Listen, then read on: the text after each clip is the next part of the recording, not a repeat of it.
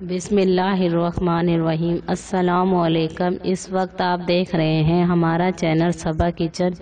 آج میں لائی ہوں کھڑے مسالے کا قورمہ گھر پر بنانے کے لیے مزیدار ریسیپیز کا طریقہ۔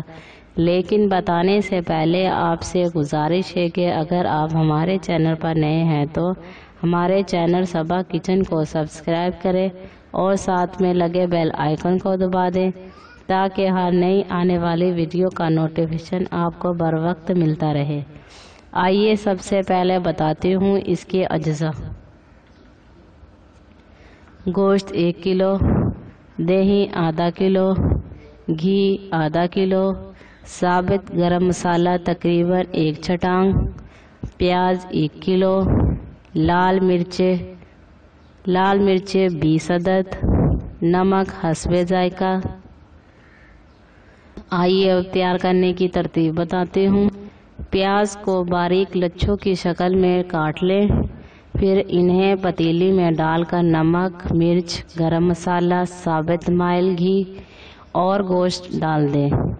دہی کو خوب اچھی طرح پھیٹ کر ان اشیاء کے اوپر ڈالیں اور پتیلی کو بند کر کے تقریباً 2 گھنٹے تک اسی حالت میں رہنے دیں۔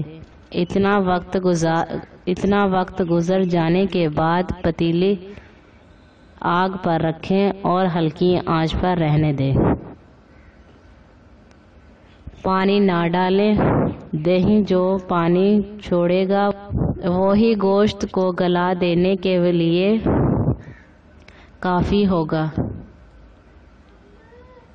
پتیلی کا ڈھکن سالن پکنے کے دوران میں اٹھ کر دیکھنا چاہیے کہ ابھی دہی خشک ہوئی ہے یا نہیں۔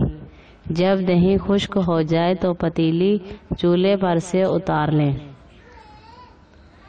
چند منٹ بعد دوبارہ چولہے پر چڑھا کر گوشت کو بھوننا شروع کریں۔ جب سالن گھی چھوڑنے لگے تو اتار لیں۔ مزیدار کھڑے مسالے کا قورمہ تیار ہے۔ اگر آپ کو ویڈیو اچھی لگی ہو تو ویڈیوز کو لائک کریں اور دوسروں کو شیئر کریں۔ ویڈیوز کو لائک لازمی کیا کریں تاکہ آپ کو اس طرح کی اچھی ویڈیوز بر وقت ملتی رہے۔ شکریہ۔